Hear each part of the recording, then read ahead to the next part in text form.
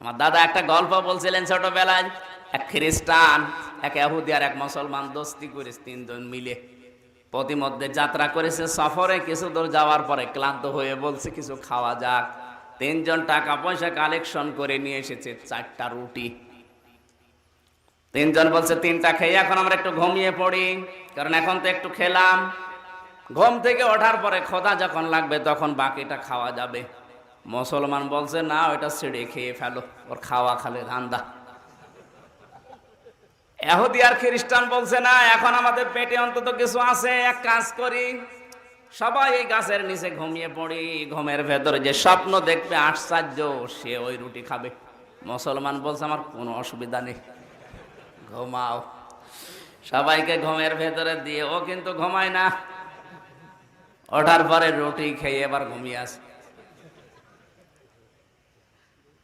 খ্রিস্টান উঠে ডাক দিয়ে বলছে কই, তাড়াতাড়ি ওঠো। কেন? আমি আশ্চর্য স্বপ্ন দেখলাম। দেখি আমি প্রথম আসমানে আমার নবী ঈসা আলাইহিস সালাম আমারে ডাক দিয়ে কোলাকুলি করলো, আমার কপালে চুমা দিয়ে বলল উম্মত তোর উপরে আমি খুশি, ওই যে রুটি আছে তুই খাবি। নবী আমার প্রথম আসমানে নিয়ে আদেশ দিচ্ছে, আমার নবীর আদেশ, রুটি তো আমার, রুটি আছে। খ্রিস্টান বলছে তোমার স্বপ্ন হইলো তুমি তো প্রথম আসমানে, আর আমার নবী মুসা 6ষ্ঠ আসমানে আমারে ডাক দিল। আমার কৌশলাদি বিনিময় করে আমারে বলছে উম্মত তোর উপর আমি খুশি, ওই যে রুটি আছে তুই খাবি। আমি এত উপরে উঠেছি 6ষ্ঠ আসমানে, আমার নবী মুসা যিনি আল্লাহর সাথে কথোপকথন করে, সেই নবী যদি আদেশ দেয় রুটি কার? আমার। মুসলমান তো ওঠে না। ওরা যখন জাগিয়েছে বলছে তোমাদের স্বপ্ন আমি এমনি শুনেছি, আমারটা আগে দেখো, রুটি তোমাদের ভাগে যায় কিনা। তোমরা যখন ঘুমিয়ে তখন আমি দেখি বিশাল এক দৈত্য বড় একটা মুগুর নিয়ে আমার মাথার কাছে দাঁড়িয়ে বলছে এই মুসলমান যদি বাঁচতে চাস রুটি খা। করবো কি, জীবন বাঁচানোর তাকিদে রুটি খেয়ে ফেলিস। আমি কিন্তু বারবার বলছিলাম যে না, আমার ইহুদি খ্রিস্টান 2জন ঘুমিয়ে আছে, ওদেরকে ফাঁকি দিয়ে আমি রুটি খাবো না। আমারে বলছে দেখো জান বাঁচানো খরচ, রুটি খাও নাই মরলে।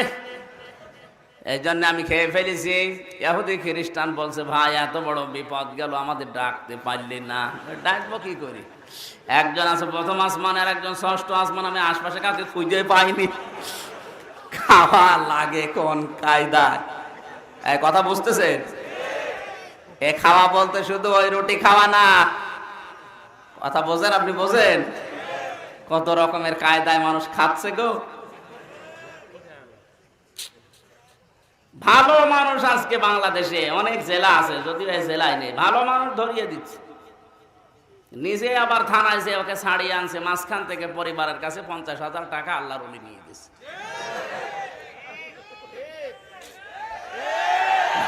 অত জোরে বলার দরকার নেই, পুলিশ আছে আসতে। সম্মানিত ভাইরা, না এ খাওয়া খাওয়া না, খাওয়া যায় তবে সব কিছু তো খাওয়া ঠিক না। মসজিদের জন্য সরকার টাকা বাজেট করে, বরাদ্দ দেয়, সেই টাকা আনতে গেলে যদি 5 লাখ টাকা বরাদ্দ হয়, কমপক্ষে 2 লাখ টাকা ওদেরকে দেওয়া লাগে। এ কোন জায়গায় খাবার খাচ্ছেন আপনি? খাবার খান বলে এই জায়গায়ও খাবে, পেট ভরে না। গাজীপুর মাসি পৃথিবীর শ্রেষ্ঠ রহমত, যেহেতু বিশ্ব নবীকে আল্লাহ ঘোষণা দিয়েছেন, তার ভালোবাসায় উদ্বুদ্ধ হয়ে হযরতে আবু বকর সিদ্দিক রাদিয়াল্লাহু তাআলা আনহুর জীবন বলছিলাম। হযরতে আবু বকর বলেন রাসূলের পেছনে যখন যাচ্ছিলাম বারবার আমি পা ছেঁচড়াতে যাই। নবীজি একবার আমার দিকে নজর করে বললেন আবু বকর তোমার কি বাড়ির কথা মনে পড়ছে? বারবার পা ছেঁচড় দেওয়ার পেছনের দিকে তাকাও কেন? হযরতে আবু বকর বলেন হে রাসূল, আমি যেদিন আপনার উপরে ঈমান এনেছি ওই দিন দুনিয়ার সব কিছুর তুলনায় আপনাকে আমি বেশি ভালোবাসি। আমি বারবার পা ছেঁচড়া দিই এই কারণে, কারণ আমি জানি এই মক্কায় যারা কাফেরদের লিডার আছে এরা এত বিচক্ষণ, ওরা পায়ের চিহ্ন পর্যন্ত দেখে বলতে পারে এটা কোন বংশের লোক। সকালবেলা এসে যখন পায়ের চিহ্ন এই মরুভূমির এই বালির উপরে দেখে খুঁজতে খুঁজতে আপনাকে পেয়েও যেতে পারে। এই জন্য আপনি যত দূর যাচ্ছেন পেছনে পেছনে পায়ের চিহ্নগুলো আমি মুছতে মুছতে যাই। এতটুকু শেষ করেননি, তিনি পাহাড়ে আশ্রয় নিলেন। আমি নিজে ওই পাহাড়ে উঠেছিলাম, 4.5 ঘন্টা সময় লেগেছে আমার মতো যুবক মানুষের। 4.5 ঘন্টায় আমি কমপক্ষে 3 জায়গায় থেমেছি, 3 বোতল পানি শেষ। এত উপরে পাহাড়টা, গারে সোর। বিশ্ব নবী ওখানে পৌঁছালেন। মুহাম্মদুর রাসূলুল্লাহ ডাক দিয়ে বললেন, আবু বকর আমি ক্লান্ত হয়ে গেছি, একটু বসো, এই জায়গাতে একটু ঘুমিয়ে নেই। হযরত আবু বকর বলেন, হে নবী এটা পাহাড়ি এলাকা, সাপ বিচ্ছু থাকতে পারে, আপনি একটু দাঁড়ান। শরীরের বিভিন্ন পোশাক আশাক যেগুলো ছিল সাথে ওগুলো ছিঁড়ে ছিঁড়ে বিভিন্ন গর্তগুলো বন্ধ করলেন। একটা গর্ত আছে, এটা আর বন্ধ করার মতো কাপড় ছিল না। সিদ্দিক আকবর ওই জায়গায় নিজের পাটা ঠেলে দিয়ে যেন কিছু আসতে না পারে। 1300 বছর আগে হযরতে মুসা আলাইহিস সালাম তাওরাত কিতাবের ভেতর থেকে তিনি ঘোষণা দিয়েছিলেন যে এই পাহাড়ে মুহাম্মদুর রাসূলুল্লাহ নিজের এলাকার বংশের দেশের মানুষের তাড়া খেয়ে এই জায়গায় তিনি এসে আশ্রয় নিতে পারে। যে সাপটা ওই জায়গায় বারবার পায়ের মধ্যে ঠোকা দিচ্ছিল, ওই সেই 1300 বছর আগে তাওরাত কিতাব থেকে মুসা আলাইহিস সালামের কণ্ঠে যেটা শুনতে পেরেছিল সেই সাপ 1300 বছর ধরে আশায় আছে কখন আল্লাহর নবী এখানে এসে বসবে। বারবার যখন ঠোকা দিচ্ছিল, পা নড়ায় না, শেষ পর্যন্ত কামড় লাগিয়েছে। দংশন করার পরে হযরতে আবু বকর রাদিয়াল্লাহু তাআলা আনহু বিষের যন্ত্রণায় তার শরীর পর্যন্ত পাল্টিয়ে গেছে, চোখ দিয়ে দরদর করে পানি পড়ছে। এরপরেও তিনি নবীকে আরাম থেকে মাহরুম করার জন্য ডাকেন নাই। চোখের পানি গড়িয়ে যখন বিশ্ব নবীর শরীরের ওপরে এসে পড়েছে, আল্লাহর নবী জেগে উঠলেন, ডাক দিয়ে বলেন, আবু বকর কি হয়েছে, বাড়ির কথা মনে পড়ে গেল নাকি? হযরত আবু বকর বলে, হুজুর বাড়ির কথা না, আমাকে সাপে দংশন করেছে, বিষের যন্ত্রণায় আমার রক্ত পর্যন্ত জ্বলছে। আল্লাহর নবীর মুখের লালা মুবারক লাগিয়ে দিলেন ওই জায়গায়, মুহূর্তের ভেতরে যন্ত্রণা বন্ধ হয়ে গেল। নবীজিকে আল্লাহ 3500 মুজিজা দিয়েছিলেন, তার ভেতরে এটা একটা মুজিজা। আল্লাহর নবীর মুখের লালা কোন যন্ত্রণাদায়ক জায়গায় লাগিয়ে দিলে ওই জায়গাটা আল্লাহ অটোমেটিক ভালো বানিয়ে দিতেন। হযরতে আলী রাদিয়াল্লাহু তাআলা আনহুর চোখে একবার সমস্যা হয়েছিল, নবীজি নিজের মুখের লালা একটু লাগিয়েছেন। হযরত আলী বলেন, আগের চাইতে আমি বেশি দৃষ্টি সম্পন্ন হয়ে গেছি। বিশ্বনবী বলেন, আমি যখন লাগিয়ে দিয়ে জিজ্ঞাসা করলাম, আবু বকর আগে বললে না, তাহলে তো যন্ত্রণা তোমার সহ্য করা লাগতো না। সিদ্দিক আকবর বলেন, হে রাসূল এটা তো সাপে কাটার যন্ত্রণা, আমার রক্ত জ্বলছিল, আমার কলিজাও যদি ফেটে বের হয়ে যেত। বিশ্ব নবী আমার ওর উপরে মাথা দিয়ে আরাম ফরমাচ্ছেন, আমি নবীকে উঠতে বলতে পারতাম না। এর নাম ভালোবাসা। এর নাম কি? সম্মানিত মা বোনেরা, মেয়েরা ভালোবেসেছিল বিশ্ব নবীকে, তো অন্যতম হযরতে আয়েশা সিদ্দিকা রাদিয়াল্লাহু তাআলা আনহা। নবীজি জিহাদের ময়দান থেকে ফিরে এসে ডাক দিয়ে বলেন, আয়েশা আমি একটু গোসলের ব্যবস্থা করা লাগবে, পানির ব্যবস্থা করো। পানির ব্যবস্থা করে তিনি গোসলের জন্য নিয়ে গেলেন। হযরতে আয়েশা বলেন, নবীজি যে টোলের উপরে বসবে, ওখানে বসার আগে অসতর্কতা বশত আমার একটা পায়ের আঙ্গুল পড়েছিল ওখানে। নবীজি বসার সঙ্গে সঙ্গে পায়ের আঙ্গুল ফেটে ফিনকি দিয়ে রক্ত বের হচ্ছে। হঠাৎ পানির দিকে তাকিয়ে নবীজি বললেন, পানির ভেতরে লাল কি দেখা যায়? হযরতে আয়েশা বলেন, হে রাসূল এই হয়েছিল। সঙ্গে সঙ্গে তিনি লালাটা নিয়ে লাগিয়ে দিলেন ওই জায়গায়, মুহূর্তে রক্ত বন্ধ হয়ে গেল। নবীজি বললেন, একটু আগে থেকে বললে না, তাহলে তো এত যন্ত্রণা সহ্য করা লাগতো না। সিদ্দিকে আকবরে রাদিয়াল্লাহু তাআলা আনহুর মেয়ে হযরতে আয়েশা, তিনি বললেন, হে রাসূল এটা তো পায়ের আঙ্গুল ফেটে রক্ত বের হয়, আপনি যদি আমার কলিজার উপরেও বসতেন আর কলিজা ফেটে যদি রক্ত বের হওয়া আরম্ভ হতো, আপনি গোসল করার জন্য বসেছেন, আপনাকে আমি উঠতে বলতে পারতাম না। এই ভালোবাসায় তো বাংলাদেশে আজ আছে।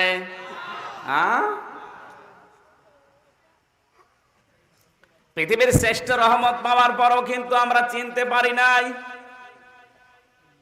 লাইং শাকারতুম লাযিদান্নাকুম ওয়া লাইং কাফারতুম ইন্না আযাবি লাশাদীদ। সরে বলেন আল্লাহু আকবার। এই আয়াতটা শুধু আল্লাহু আকবার কেন বলতে বললাম খেয়াল করেন। আল্লাহ পাক বলেন নিয়ামত পাওয়ার পরে কোন মানুষ যদি শুকরিয়া আদায় করে, ওর নিয়ামত আমি আল্লাহ নিজের পক্ষ থেকে বাড়িয়ে দেই। আর নিয়ামত পাওয়ার পরে কোন মানুষ যদি দাম না দেয়, মর্যাদা না দেয়, গুরুত্ব না দেয়, না শুকরিয়া করে, আমি আল্লাহ ওইটা নিজে কেড়ে নেই আর আযাবের ভেতরে ফেলে দেই। তামাম দুনিয়ায় শ্রেষ্ঠ রহমতের তালিকায় কার নাম বললাম? বিশ্বনবী। কার নাম? এই নবী জন্ম নিয়েছিল মক্কায়, কিন্তু তার কবর কোথায়? বলেন বলেন। মক্কায় দেওয়ার পরে তারা মর্যাদা দিতে পারে নাই, বোঝে নাই তার কদর কি। এই জন্য আল্লাহ কিয়ামত পর্যন্ত তাকে মক্কায় কিন্তু রাখেনি। যারা কদর দিয়েছিল, মর্যাদা দিয়েছিল, মুহাম্মদুর রাসূলুল্লাহকে নিজের জীবনের চাইতে বেশি ভালোবাসা দিয়েছে, আমার আল্লাহ পাক কিয়ামত পর্যন্ত তাদের এই নিয়ামতের শুকরিয়া আদায় করার কারণে তাদের কাছে রেখে দিয়েছেন। আশা করছি আমার কথার অর্থ কি আপনি বুঝতে পেরেছেন। রহমত যদি আসলেই পেতে চান, আল্লাহর নবীর আদর্শের কাছে এগিয়ে যান, নাই তো আপনি পাবেন না। সিরাত বিশ্বকোষ থেকে বলছি, হালিমাতু সাদিয়া তখনও পর্যন্ত তিনি মুশরিকা, মুসলমান হননি। তার নিজের মুখের কথা হালিমা বলেন, আমি তায়েফ থেকে যখন মক্কায় গেলাম, আব্দুল মুত্তালিব নামে নবীজির দাদা আছে মুরব্বী, ঘরের সামনে দাঁড়িয়ে 2 হাত তুলে চিল্লাচ্ছিল, চিৎকার দিয়ে বলছে, এই ঘরের ভেতরে একটা এতিম মাসুম বাচ্চা আছে, বেশি টাকা গড়ি দিতে পারবো না, যার দয়া হয় সে নিয়ে যেতে পারো। আমি সর্বশেষ গিয়ে দেখি কেউ আর একে নেয়নি। আমিনার কোলে চাঁদ যেন বসে হাসতেছে। তুলে নিলাম বুকে। হালিমার নিজের মুখের কথা, মুহাম্মদকে আমার বুকে তুলতে দেরি, আমার স্তনে দুধ ছিল না, আমার আল্লাহ পাক আমার স্তন পরিপূর্ণ করে দিয়েছে। তাকে আমি এই ডান স্তনটা পান করালাম, তিনি পান করলেন বেশ ভালোভাবে। বাম স্তন দিয়েছি, তিনি মুখ বের করে দিলেন। 1 বার 2 বার 3 বার তার মুখ আমি লাগালাম জোর করে, কিন্তু নবীজি একবারও মুখ লাগাননি, তিনি 3 বারই মুখ বের করে দিলেন। চোখের ইশারা দিয়ে যেন আমাকে জানাতে চায়, মা হালিমা জোর করেন কেন আপনি? ডান স্তন এটা আমার অধিকার ছিল, আমি পান করেছি। বাম স্তন এটা আমার অধিকার না, এটা আমার দুধ ভাই আব্দুল্লাহর অধিকার। আমি দুনিয়ায় ভাইয়ের হক নষ্ট করার জন্য আসি নাই, এসেছি ভাইয়ের হক ফিরিয়ে দেওয়ার জন্য। গাজীপুরবাসী এই রবিউল আউয়ালে জন্ম নিয়ে যেই নবী মায়ের কোলে বসে ভাইয়ের হক ফিরিয়ে দেয়, আর আমরা নবীর উম্মত যত বড় হচ্ছি তত ভাইয়ের হক মারার জম হচ্ছি। এখানে শরীক ফাঁকি দেওয়া মানুষদের নেই? বলেন। যারা ভাইয়ের জমি জাল দলিল করে নিয়েছেন, নামে লিখে নিয়েছেন, 2টা ক্ষতি হবে আপনার। যেই দিন আপনি এই শরীক ফাঁকি দেওয়ার অপরাধ করলেন, ওই দিন থেকে জীবনে যতদিন ইবাদত করবেন, কোনো ইবাদত আল্লাহ কবুল করবে না, যতদিন ওই জমি তাকে ফেরত না দেবেন। দ্বিতীয় নাম্বার, আপনি যেদিন মারা যাবেন ওই দিন ঈমান পাবেন না, বেঈমান হয়ে মরবেন। সত্যি করে আল্লাহর দিকে তাকিয়ে এবার বলেন তো, এখানে শরীক ফাঁকি দিয়েছেন কারা? হাত তোলেন তো। আলহামদুলিল্লাহ। এই এলাকায় আর ওয়াজ দেওয়ার দরকার নেই, এসব আল্লাহর ওলি বসে আছে।